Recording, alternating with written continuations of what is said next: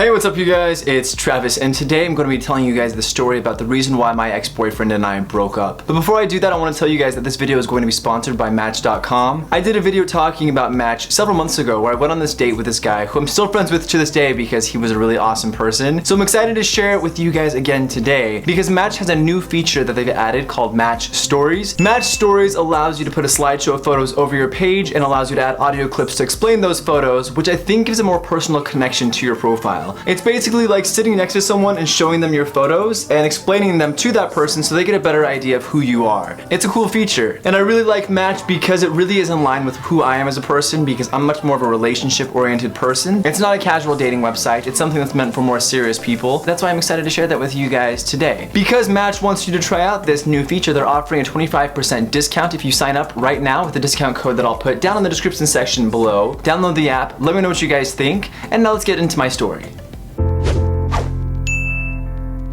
Today's story takes place a long time ago when I first started modeling. This was my very first real boyfriend. His name was Michael. When I met Michael, I was modeling in Denver at this little agency that I was interning at before I became a model. When I met Michael, he had just joined the agency as well. He was a little bit naive and a little bit underexposed to the world, and I found that endearing about him. He was kind of childlike in some ways. Because he was childlike, and I thought that was really cute, there was also the downside of that. And so if something didn't go his way, for example, he would quickly react and do something that probably wasn't in his best interest. For example, he tried to get a job as a waiter at a restaurant and he didn't get the job for whatever reason, and he took it personal and got upset and went and became a stripper. When you don't get a job at a restaurant, you apply for another job, you don't become a stripper. But you know what? I had just met him, we had just started dating, so that was not my place to tell him what to do. I wasn't completely comfortable with that for my boyfriend, but it was a short-term thing. So anyway, we started dating and he was a stripper. We were both each other's first boyfriends, so we fell in love. I think this is actually the first time I ever fell in love with anybody. Because of that, I was willing to do whatever it took to make the relationship work. Several months after we met, I finally got an opportunity to move to New York. I was signed with an agency and I was set to move to New York and start my career as a real model. We were kind of sad about that because my boyfriend, Michael, was not signed anywhere. I think he was going to be signed in Miami. So he was gonna move to Miami and I was going to move to New York. So obviously I don't think we were going to be able to make that work, and so I guess we were going to break up. But I didn't want that. I was willing to do whatever it took to make it work. And so I told my agency that I wouldn't sign with them unless they signed my boyfriend as well. My agency reluctantly decided to sign Michael as well, even though they told me that was a bad idea to bring your boyfriend into your same agency. But I was confident we were going to stay together forever. This was my life partner. This was my soulmate, and there was not a chance in hell we were ever going to break up. The biggest issue that I had with Michael while we were dating was that childish quality that he had. He wouldn't do anything to get himself to New York, so I ended up doing all of it for him. So he couldn't find an apartment in New York, I found him one. He couldn't find a job, I got him a job at the gym that I was working at when I first moved to New York. Because when you first start modeling, you don't make any money. So I got him a job at the gym that I was working at. I was working at Equinox, the front desk. And so after about a month of just getting my life set up in New York, I also had Michael's life set up. So when he stepped off the plane, he had his whole life set up. And I was happy to do that. That's who I am as a person. That's who I am as a boyfriend. We started our life together and we were gonna become models together, and I was really excited about what the future held for us. I don't know why I'm laughing like that. Anyway, after a while, I had set everything up for Michael and I thought that everything should be fine, but he was unhappy with that. Nothing was really good enough for him, so it started causing friction for us. And then one day we were supposed to do a photo shoot with a photographer that was visiting from Los Angeles. We'll call him Bryant. He wanted to shoot every male model at my agency, so all the male models were supposed to go to Central Park to shoot with him one day. He arrived the night before, so everyone was going out to party and get wasted, including my boyfriend, Michael. I keep wanting to say his real name. I'm not gonna do it this time. I'm not gonna do it. They all decided to go out partying, but I was a very responsible person. Like, I was very uptight. I didn't really let go ever. And so I stayed home and went to bed really early because I wanted to wake up fresh for that photo shoot. The next day I end up going to Central Park by myself. I meet all the guys there and everyone's kind of hungover and standing around in a circle while they plan the shoot with Brett. When I show up, everyone kind of looks at me a little bit strange, and I don't really know what's going on here. I just assume it's because everyone's hungover. And so I'm just like, hey, what's up guys? How's it going? Let's do a photo shoot today. I go say hi to Michael, and he comes and gives me a kiss, and he's being super affectionate and super warm, and so different than how he'd been lately, because he was kind of being cold to me up until that point. I was happy to see that he was being affectionate and being very sweet, but I felt something was off. So anyway, Brett starts his little photo shoot, and he starts shooting individual models off in the park while all of us kind of hang out behind. My best friend at the time, Kevin, was also my agent. He was my agent and Michael's agent as well. He's looking at me and he looks like he has something on his mind. And I go over to talk to Kevin. I'm like, hey, what's going on? Like, how are you? How was last night? He's like, I have something to tell you. Okay. Kevin kind of takes me aside for a second, and he's like, listen, I don't want to cause any conflict whatsoever, and I'm in a really tough position right now, and I don't know if I should say anything. Finally, Kevin looks up to me and he puts his hand on my shoulder, and he goes, I don't know how else to say this, but Michael went home with Brett last night.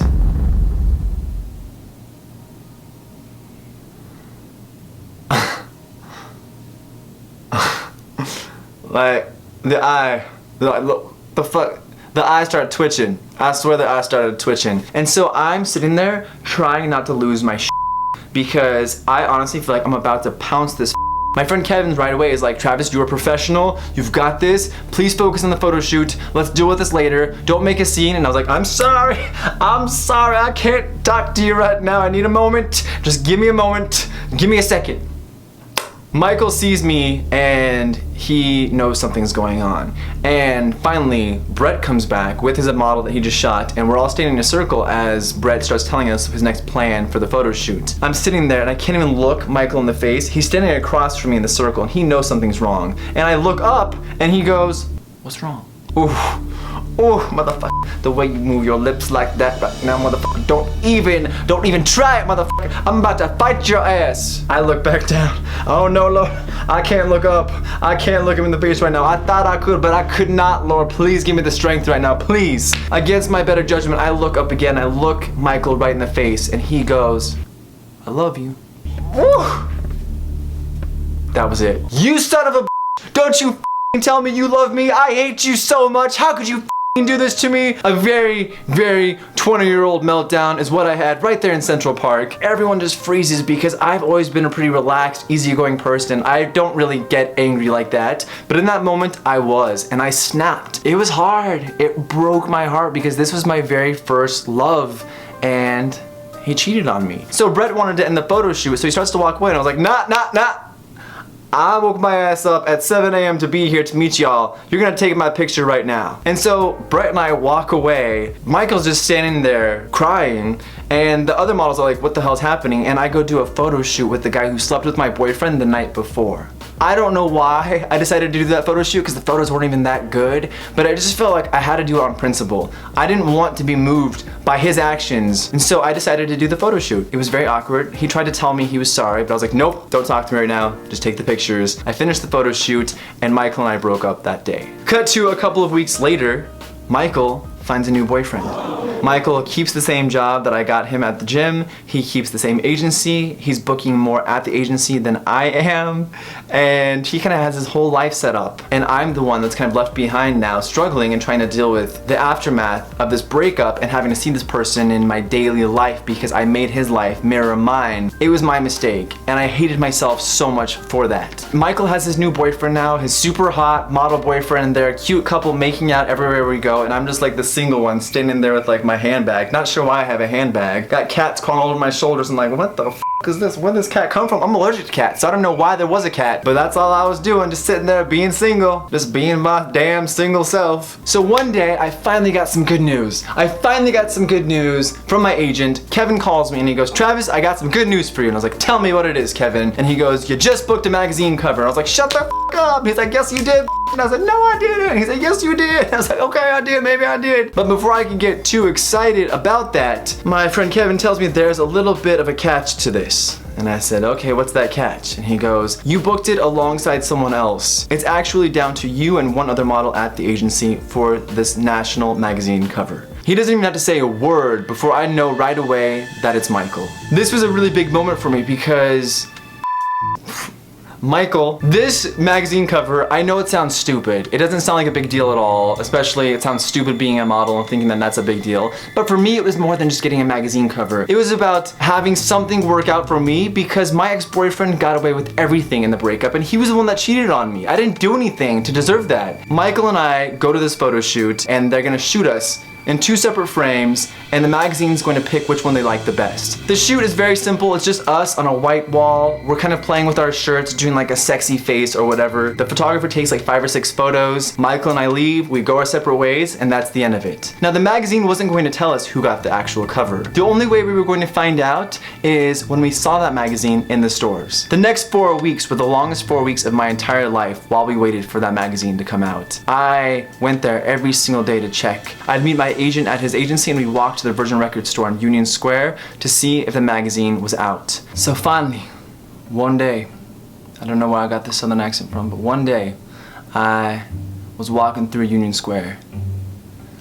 Leaves were falling from the trees, fall was fresh, and I could feel the cold breeze reminding me that winter was just a few months away. The cold breeze was nothing to me in that moment though, because I knew that the cold months were already over with, because I was finally out of that relationship with Michael. I clenched my coffee cup a little tighter. I blew it and felt the heat go against my face as the dew settled on my nose and I wiped it away as Kevin asked me if I was ready to go to that Virgin Records store.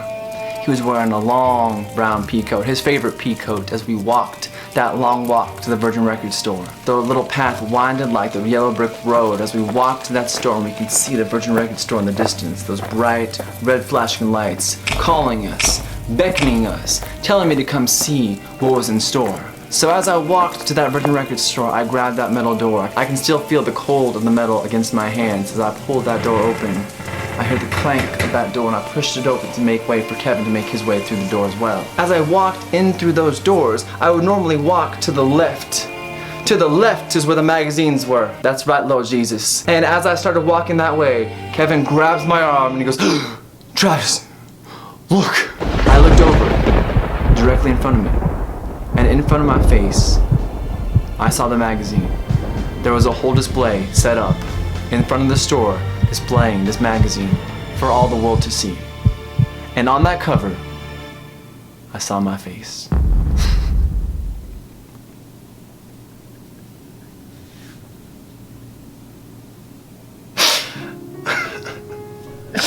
I dropped to my knees in tears. Because I've been through so much for that man. I gave him my heart and I hit the ground crying for everything that I'd given to him. Oh Lord, Kevin dropped to his knees too. We were both crying, wailing like little babies, fresh out of the womb, just introduced to that cold world. But there was nothing cold about it in that moment because we felt the warmth in my heart. Something was right in the world that day and it felt really good. Not because Michael didn't get that cover, but because I did. And I felt like I had done everything right up to that moment. And I didn't feel like life was giving me anything back. So to have that happen, especially when I had so much doubt in myself that I could even be a model in the first place, it felt really good. And it just felt like I was on the right path, and that was irreplaceable. So it was a good experience. The lesson that I learned from my relationship with Michael was that you can't make someone that's not a complete person a boyfriend if you want to have a complete relationship. He was incomplete. He was underdeveloped. He was immature, and he also hadn't grown enough and learned to love himself enough to love somebody else. So all he was a taker, basically. He wanted someone to fix everything for him to make him feel better about his own life instead of wanting to make the other person happy himself. I'm not saying he was a bad person, he just wasn't ready to be in a relationship. And my accountability in this is that I gave everything to him even though he didn't deserve it. Before you give the world to somebody, make sure they deserve the world. Because I have a lot to give. That's what I do in relationships, and that's something that I have to dial back sometimes, because sometimes people don't show their worth for the amount of love that I have to give to them. So make sure that you're doing that as well. If someone isn't reciprocating the same amount of love that you're giving, no matter how much or how little love you have to give, then that person is not the person for you. And I guess that's all I have for right now. So thank you guys so much for watching, and we'll see you next time.